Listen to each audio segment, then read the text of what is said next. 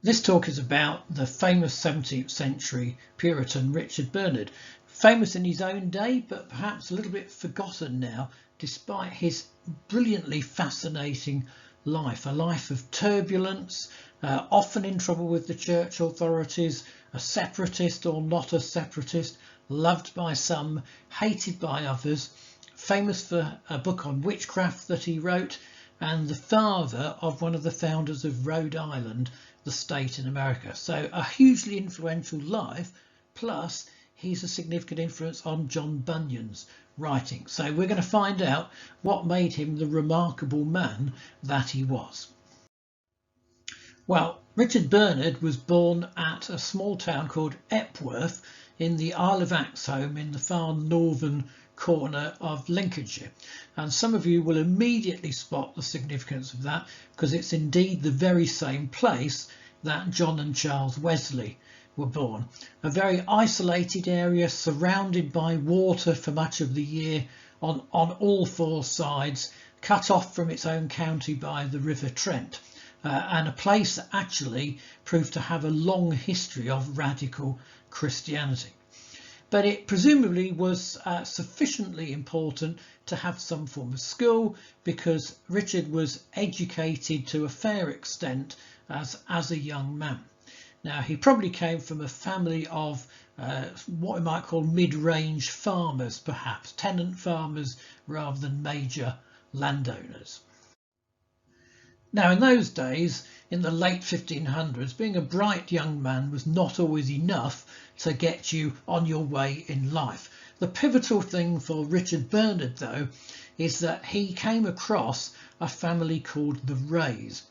And the Wrays were Lincolnshire's most prominent Puritan family, very, very wealthy, two sisters and a brother, all with significant funds, and they were devoted to propagating the gospel. And one of their techniques was to look out for bright young men who they could send to university and then bring back to be the next generation of preachers. They really had a long-term view of this. And so in 1592, Richard Bernard was sent off to Cambridge, supported and funded by Frances Wray, who was one of this family from Glentworth.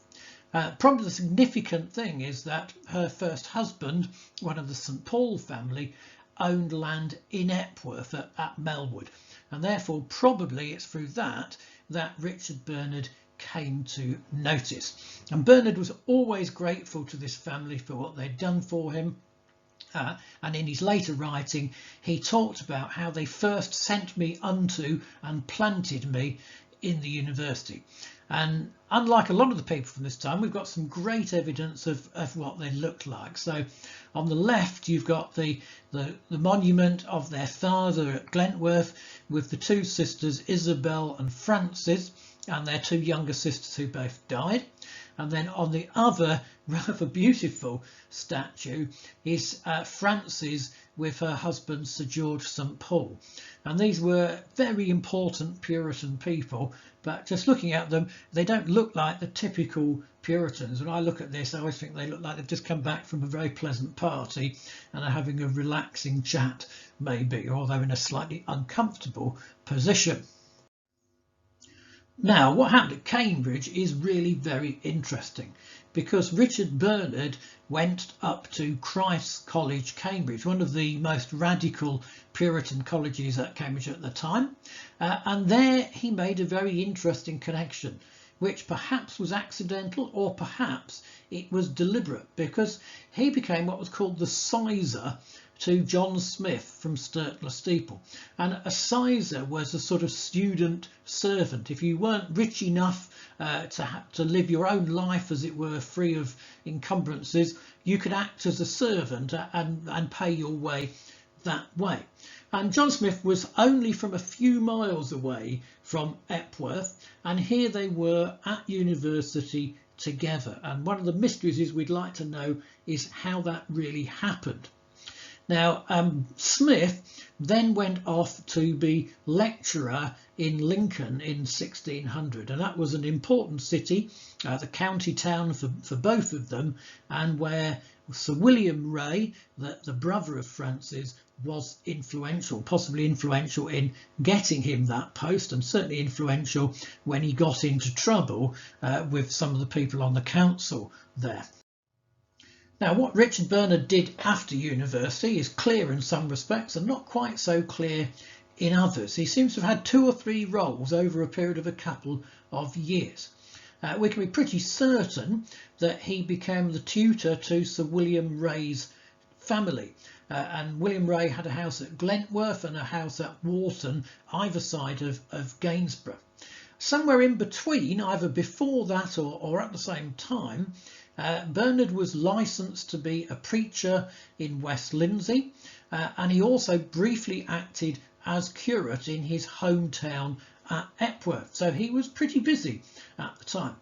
From his later writings, we also note that he was in Gainsborough for some part of this period from a book dedication. But actually the first book that he wrote was a translation of the Book of Horace. And here's a picture of it, and he dedicated that to Sir William Wray and his family, who were clearly his patrons at this time. So some of you who live in Lincolnshire might say, well, where on earth's Wharton, where Sir William Wray had his house? I've never heard of it. Well, actually, Wharton has almost entirely disappeared, and it's now a very tiny settlement, a farm and 1 or 2 houses just off the main road between Blighton and Gainsborough. In fact, Blighton Church would have been the parish church for the family, and there's a couple of memorials to the Wrays in that church.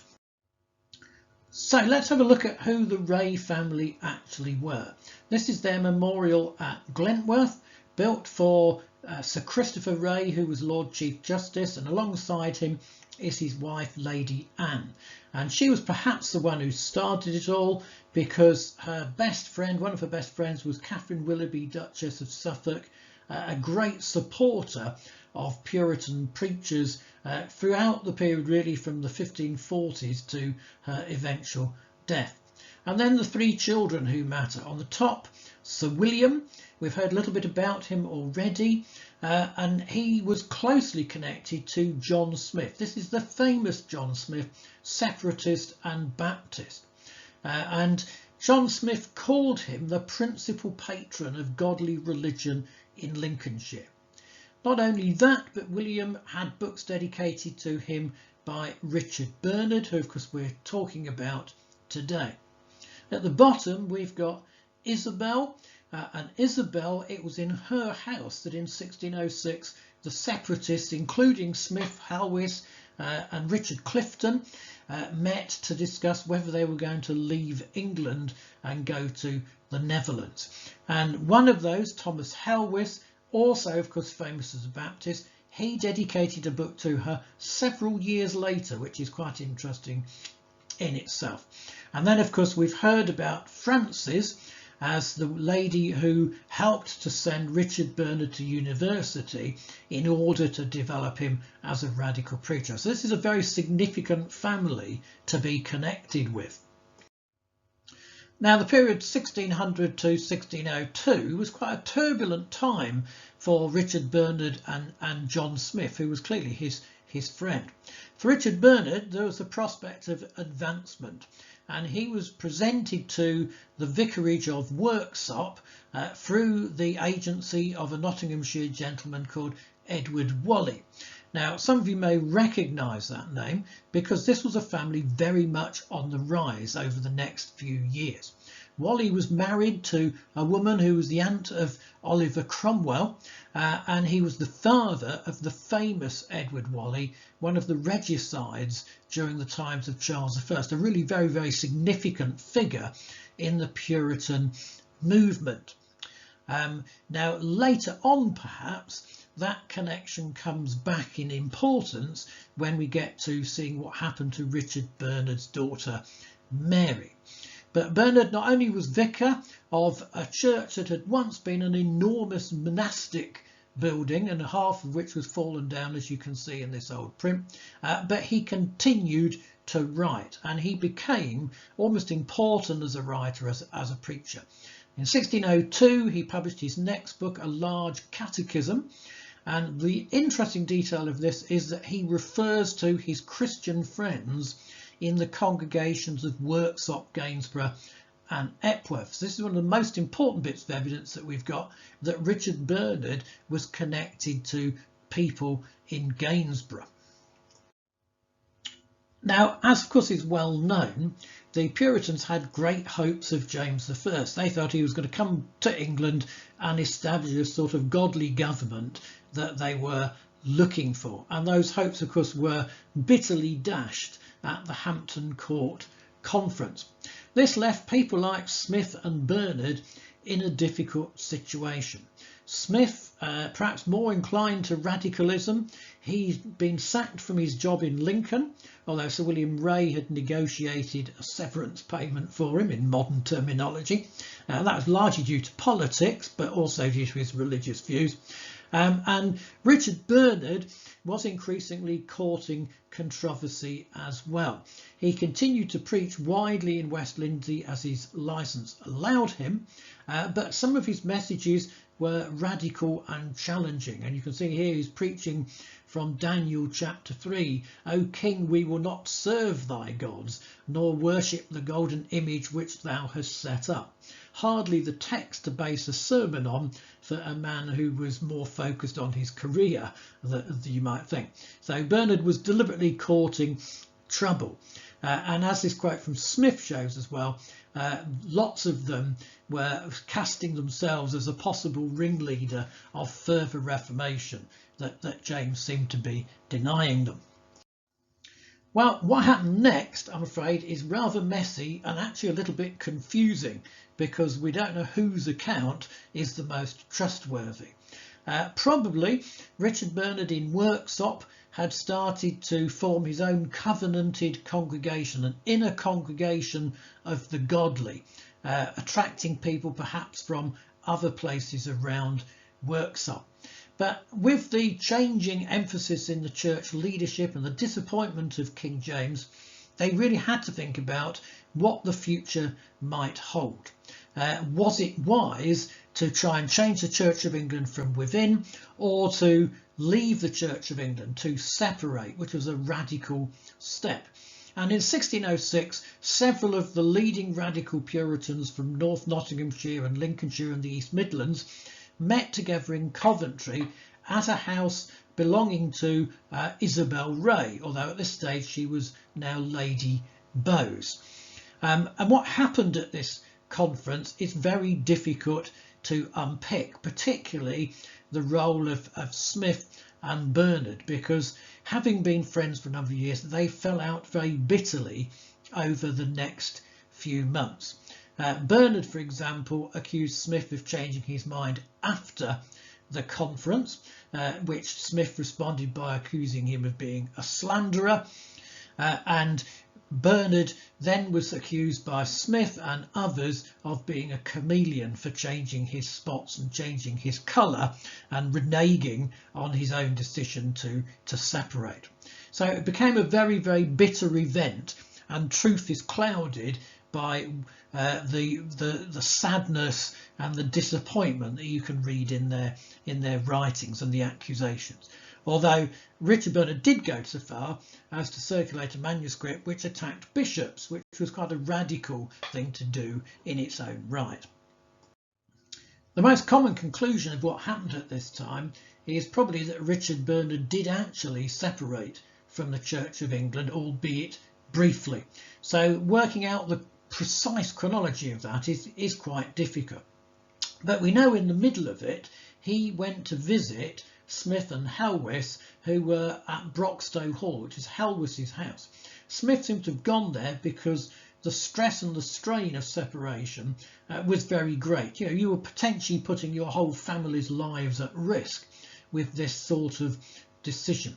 And we can see in their correspondence discussion between them as they argued over the issues.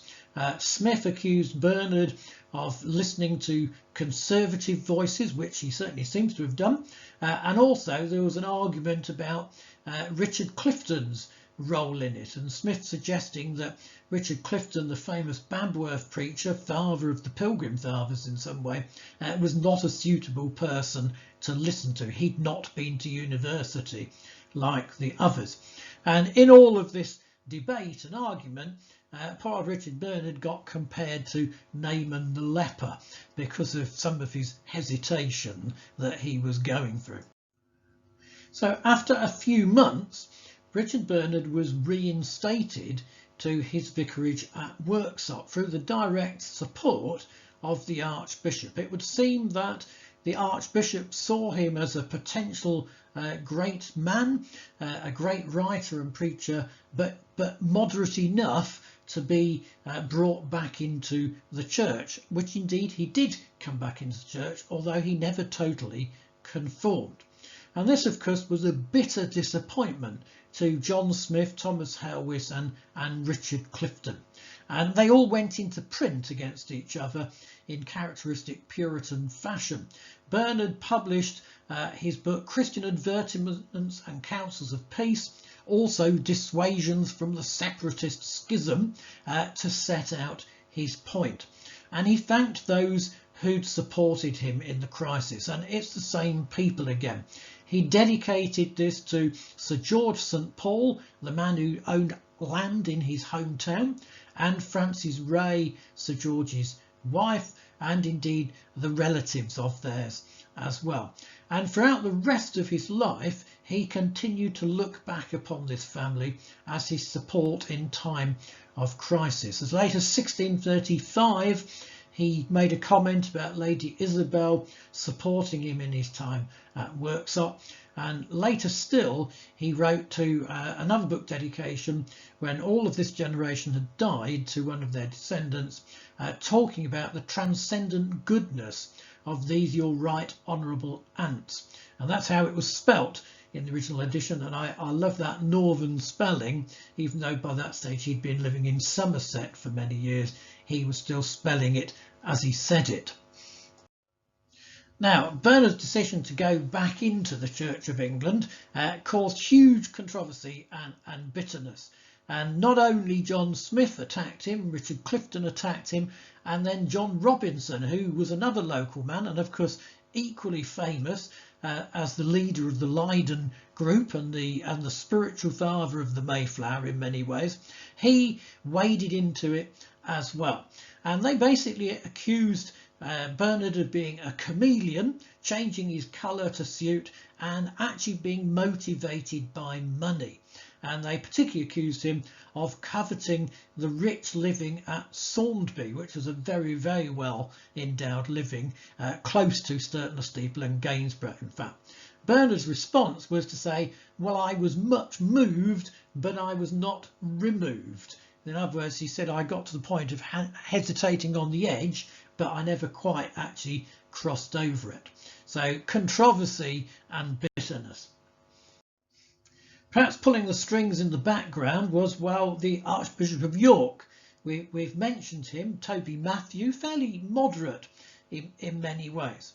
And John Smith's comment about this to Richard Bernard was, well, the prelate of York hath so bewitched you with his flattery, eloquence and angels that your covenant is profaned and cast in the dust.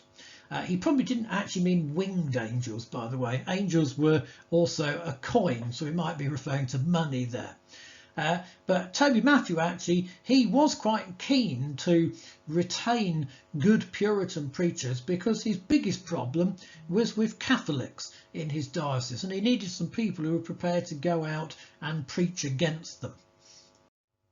So, after this period of controversy and bitterness, Toby Matthew arranged that Richard Bernard could return to his parish of Worksop, and he presumably returned to live in what was then the vicarage, which actually had been converted out of the old monastery gatehouse, and rather remarkably it's still there today. Throughout all this and over the next few years, Richard Bernard continued to be very productive. He became productive in two very obvious ways, one of which was he had quite a few children, and I'm not going to attempt to pronounce all their names while being recorded. You can have a go at yourself. Although interestingly, one of them got called Mary, which was very conventional compared to the others, and perhaps she's the most interesting of his children that we'll talk about. He continued to write. He wrote some very significant pastoral work about how to be a good clergyman, a good vicar, but he also continued to write attacking separatism. But that didn't mean he'd become a conformist. And throughout his life, we get these occasional brushes with authority, as here in 1608 and 1611, over the style and practice by which he did baptism. And yet, he was favoured enough to be approached by the Archbishop to preach at a special synod at Seville in 1613. So not so dangerous that he couldn't be trusted to preach. Now, at about this time, Bernard started to get involved in quite an unusual activity for a Puritan. And it seems to have been triggered by the involvement of Isabel Wray's preacher at Mansfield called Richard Rothwell. She was called Isabel Bowes at this point in her life. And Richard Rothwell, who was a fascinating character in his own right, got involved in an exorcism. Very unusual for a clergyman to be involved in an exorcism in this period at all. And in his account of this exorcism, we learn that Rothwell consulted two other local clergymen, one of whom was Richard Bernard, and the other was Mr. Langley of Truswell, or Treswell, in fact. Later on, Bernard wrote about witchcraft and exorcisms, and he talked about an exorcism he was involved in while he was at Worksop. So possibly this is the one, but a very unusual thing for a clergyman to be involved in at that time. Now, in 1613, something very surprising happened in Bernard's life, because having lived in Epworth and Gainsborough and Worksop within a few miles of each other virtually all his life, he suddenly upped sticks and went hundreds of miles away to a tiny village called Batcombe in Somerset, where he then lived for the rest of his life until he died in 1641, becoming known as Bernard of Batcombe. And you can see on this book here, it even mentions on the title page that he's preacher of God's word at Batcombe. Now, it was a bit of a mystery to me as to why he did this, and in fact, how did he manage it? Because surely he knew no one in Somerset. But the answer is quite simple. The Bishop of Bath and Wells, who was responsible for Somerset, was James Montague, and he was, well, the brother-in-law of Sir William Wray. So there you are, quite a simple explanation. And Montague was a tolerant bishop, and clearly he was moving Richard Bernard through family connections to somewhere that proved a safe haven for a man who never really did conform. Now, Puritans were nothing if not good networkers. So once down in Somerset, Richard Bernard, of course, started networking with other Puritans that he could find in the district. And particularly, he clearly learnt it's useful to know some Puritans who are influential landowners, and he quickly found one. Henry Rosewell, Sir Henry, at Ford Abbey, was just the sort of man that he liked. And you can see from this quotation here that the rose-tinted words soon started flowing between them. And Sir Henry is a notable individual in his own right. He was certainly involved with the Massachusetts Bay Colony, and he was certainly accused of running a conventicle in his own private chapel at Ford Abbey, for which he was fined. And I think we can be pretty certain that Richard Bernard was involved in that somewhere along the way. Now, he didn't forget his old Lincolnshire connections, and as late as 1635 he dedicated one of his books to the son of Sir William Wray, Sir John Wray, who was already on his way to becoming an interesting Puritan character in his own right, who was involved very much at the start of the Civil War, and indeed was one of the key people who really changed into a position of being completely opposed to having bishops in the very early 1640s. And Richard Bernard himself also got involved in those sorts of issues, attacking many Church of England practices and criticising the reign of the bishops that he saw, particularly with, of course, Archbishop Laud under Charles I, some of which writing was really at the very end of his life and published after he died. Well, let's have a look at some of the things that Richard Bernard wrote. Let's go back to sort of 1607-9 when he was still in Worksop, and he put his experience of running a parish into print with his famous book, The Faithfull Shepheard. It's a sort of handbook for how to be a vicar or church minister, and it includes this great little section where he divided the congregation into 5 types of people, and I'm sure all of those watching this who've run a congregation will be able to identify exactly what he means. There's some quite amusing ones. I particularly like the one in the middle: taught and having knowledge but without show of sanctification. In other words, they know what they should be doing but they jolly well don't do it, and I'm sure everybody knows someone like that. Yeah, I'm suspicious that probably the thing that most people are interested in with Richard Bernard is his book on witchcraft, and it's clearly one of the first ones of his that got onto Google Books, for example. It's always something that people ask us about on a tour. I think he probably would have been a bit annoyed that that was what people were most interested in. He made a good effort to make sure they weren't interested in it by giving it a very boring title indeed, which is A Guide to Grand Jurymen. But actually there's a reason for that title. The intention was that it would be there to help people who found themselves on the jury in a case of witchcraft, and to give them some idea of what they should be looking for and how they might know if someone was a real witch or not.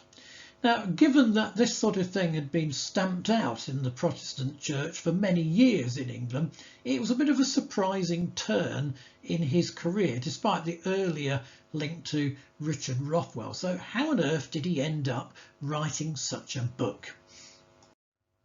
You can, of course, have great fun with this sort of thing. And of course, it's also hugely not politically correct, as we might say. After all, it was written in the early 1600s. And there's a highly entertaining section where Richard Bernard explains why women are more likely to be witches than men. And of course, it starts with the old obvious one that it was Eve who first got misled by Satan, and also includes the highly prejudiced comment that women are more tongue ripe, which is at least a good phrase that you can use. But it's amusing, but perhaps we won't want to take it too seriously today. What is interesting is why he was writing such a book at all. Now, we know he'd got a little bit of interest in the topic from his earlier life. We've mentioned the exorcism of Fox by Rothwell at Mansfield, and previous to that there'd been several cases, including the famous John Darrell, which had taken place in Nottingham, not so far away from where he lived. So he would have been aware of that sort of thing. What seems to have tipped him into focusing on this was that in 1626 there was an important witchcraft case in Taunton, very close to where he lived.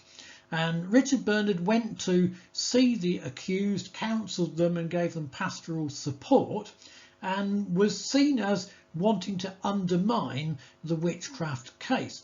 In fact, it seems that he was accused of not believing in such things at all. And really, as a means of defending himself, he wrote out his understanding on the issue to show that he did indeed believe that there was a real presence of evil in the world, which could be expressed through human means, and therefore that he was not to be seen as somebody who totally disbelieved in witchcraft. Probably his best-selling book was called The Isle of Man, and this was in print for many years. It was really very popular indeed. It's a very early allegorical work and is often seen as a major influence on John Bunyan and Pilgrim's Progress. It also included an unusual argument in favour of better conditions in prison, and also a defence of using jokes and humour while preaching, which is not something you often get from a Puritan. So from this we get a little image of Richard Bernard as a possible social reformer, pointing out that Jesus Christ cared for the convicts and the prisoners even at his moment of death, and arguing that the government ought to pay for a learned clergyman who might visit prisons every day and provide spiritual teaching to the inmates. And of course I've linked this here to the very, very famous Elizabeth Fry, the Quaker from the early 1800s, whose campaign focused on exactly such a thing. But it took many centuries really for Richard Bernard's vision to come into practice. In between his writing, he continued to preach. We're told that many souls were saved by his preaching around Batcombe, but he never really conformed. He was constantly associated with conventicles and getting into trouble for things like refusing to use the sign of the cross. But he didn't really have any major problems until William Laud's ascendancy began in 1627. So he might have sat there down in Somerset wondering whether he'd made the better choice by staying in England rather than going to Leiden or indeed eventually to America. Now, of course, it was in the 1630s that things really started to become problematic. However, there's another story about Richard Bernard and his family that we need to look at, and this is a story of what happened to his daughter Mary. What seems to have occurred was that as a gentle maid, a clergyman's daughter, she was found a position down in Essex in an area where the Whalley family were present, and also Francis Wray, who'd married again to a very important nobleman in that area, were living. So she went down to join other people with a local connection. And while down there, she met a young clergyman called Roger Williams and married in 1629. Roger Williams and Mary went to New England in 1631, and of course those who are particularly American listeners to this will exactly know who Roger Williams was. He was involved in the antinomian crisis in Massachusetts, thrown out, found in the colony of Providence, Rhode Island, and became a highly influential teacher, particularly on his writing on religious liberty. Now, what is particularly fascinating, of course, is that in his writing on religious liberty, he copied out the words of one John Merton of Gainsborough. And Merton was a friend of Smith and Helwith. So you're left thinking, well, how did Williams get to know about this? And actually, what did his wife talk to him about her father's previous connections with these people, who in fact became, of course, the English Baptists, and are very important for that. And then from Williams, we actually get back to, surprisingly enough, the Wray family back in Lincolnshire, because Williams became a great associate of Sir Henry Vane in Massachusetts, another supporter of religious liberty. When he came back to England, he came to stay with Sir Henry Vane and his wife, who was another Frances Wray, the granddaughter. So amazing connection of this family, and we can see these influences on Roger Williams. So here we have Roger Williams's famous book, The Bloody Tenant, which includes the words of a man from Gainsborough. Gainsborough, the very town in which Roger Williams's father-in-law had ministered at some point in his life. So we can see a clear Lincolnshire connection in that. And then that's reinforced, of course, by Williams coming to live and write for a period of time at one of the houses belonging to Vane in Lincolnshire, and actually dedicating some of his writing to Vane's wife, Frances, the granddaughter of Sir William Wray. Life going round in circles, you might say. And then there are several other connections between Richard Bernard and America. In fact, we know that he was writing fairly regularly to John Cotton and even sent him some books. But in 1635, Reverend Joseph Hull, who lived in Somerset, not very far from Bernard, led a group of settlers to America, and in that group was one of Bernard's children, Massa Keel Bernard, with his wife and their children, and they went to live in a place called Weymouth in Massachusetts, although Massa Keel eventually returned to England in 1644. So another connection between the Bernard family and America. And finally, Richard Bernard may be the only Puritan of whom there is a lyric written. And here it goes. A Puritan lived, name of Bernard, a preacher he was very learned. He also wrote much on pity and such, but now by most people he's spurned. Well, I hope that this talk has at least piqued your interest, so you won't spurn him anymore and have a look into his life in more detail. And if you want to know more, we've got a few books that we publish. We've got From Here We Change the World, and we've got Restless Souls Pilgrim Roots, which really goes into detail about the development of Puritanism and separatism in Nottinghamshire and Lincolnshire. So support our community history project of Christian heritage and faith if you can, through having a look at those. Thank you.